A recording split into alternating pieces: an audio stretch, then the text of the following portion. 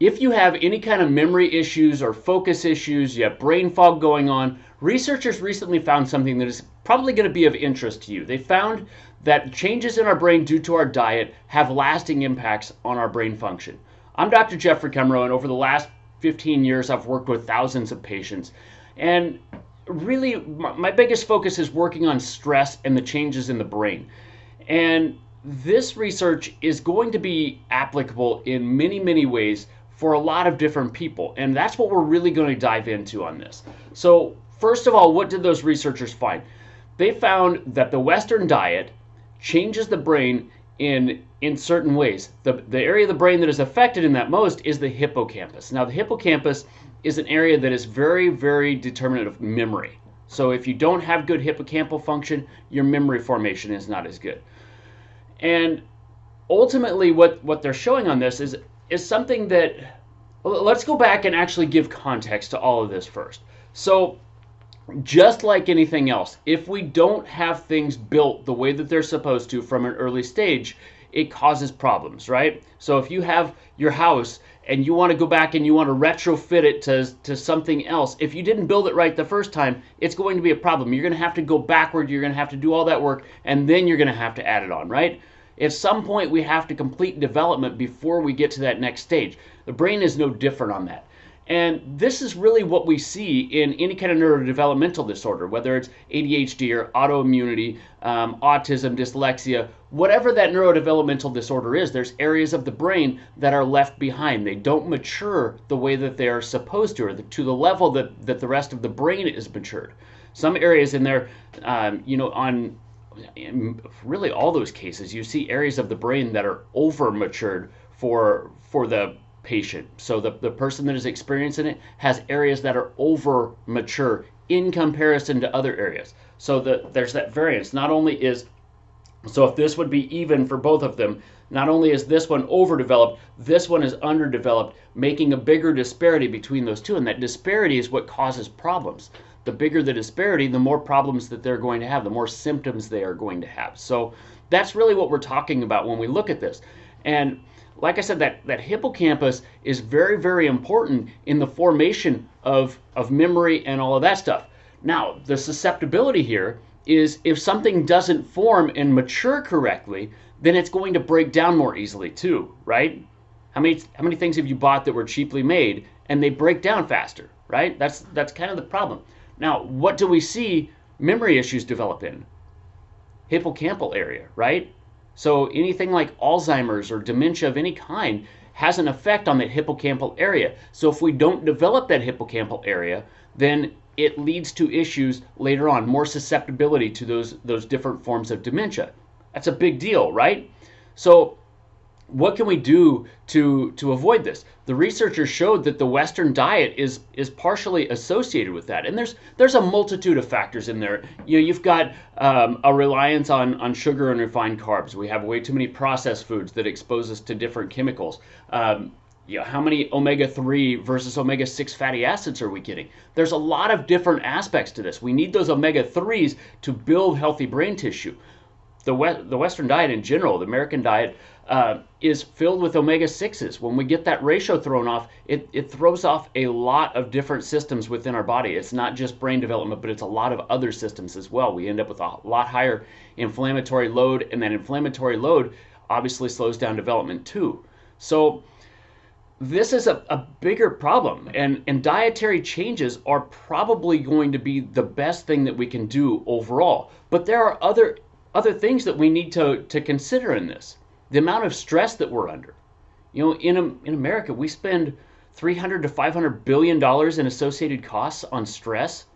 It's crazy. $42 billion of those are direct costs. So $42 billion directly spent in the medical system. But $300 to $500 billion in absenteeism or missed work, lost productivity. That's brain fog. You go in and you just aren't as efficient because you can't focus on what you're focusing on, right? Same type of thing there. It also increases insurance premiums, insurance deductibles, things like that. So there's a lot of associated causes or costs in that. And I will tell you that I think that $300 to $500 billion is low because of all the other associated things that stress does in our system. So when you're looking at things, it's easy to justify giving your children extra sugar because they're being a kid, right?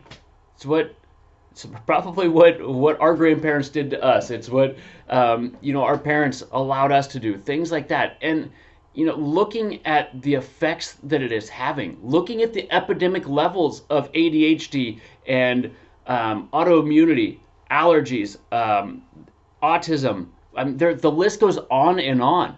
A lot of this is happening because our brain is not developing as well as it should in the early stages. Now, is diet the only thing that impacts that? Absolutely not. There are a lot of other things that we're exposed to. We have toxicities that we have to consider. We have biotoxins, so bacteria, virus, parasites, different things like that we get exposed to on daily. All of these things play a role in this.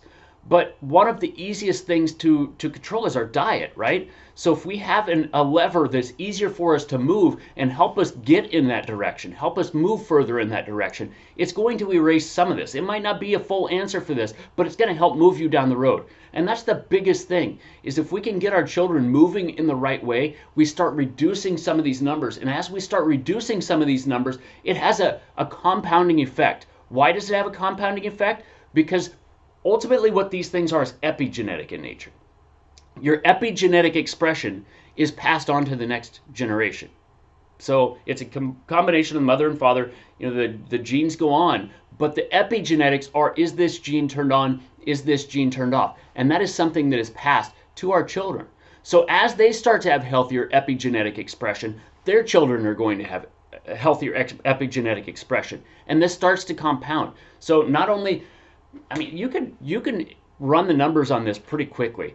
If one person is changed and they pass a healthier epigenetic expression to their children, say they have 3 children, those 3 children have a healthier epigenetic expression, and they go pass it to 3 children each. You've got 9. It starts to go exponential within just a couple of generations, right? So these are the types of things that I'm really focused on learning more about and growing and using in my practice to change. The epidemic levels of everything that's going on, anxiety and autoimmunity and autism is a big one, ADHD. There's so many different things that we're looking at. These chronic diseases are epidemic levels. And what are we doing for them? We're waiting until people get really sick and then we're doing something. There's so many things we can do before we get to that stage. And that's ultimately what I want to convey is, calming down the stress, changing the diet in this situation is really, really helpful for changing your brain function. And when we can have that proper brain function, we lead to a lot of other positive changes, right? Your immune system is much more likely to work. People with neurodevelopmental disorders don't handle stress as well. Their stress handling doesn't work as efficiently. So they are more prone to feeling like they are under more stress than they actually are. That's a problem, right? Why is that a problem? It's going to lead to hormonal changes. Those hormonal changes are going to lead to increased inflammation. That inflammation leads to immune changes. And it goes on throughout their body. So these are all important things. And if we have those levers that we can move, that's the most powerful thing, right? The easier it is, the more likely people are to do it. The more likely people are to do it, the more we see that change. So I hope that this is helpful. Again, as always, I appreciate your time. I appreciate your attention. I know that's one of your most valuable resources. And I will look forward to catching you on another video.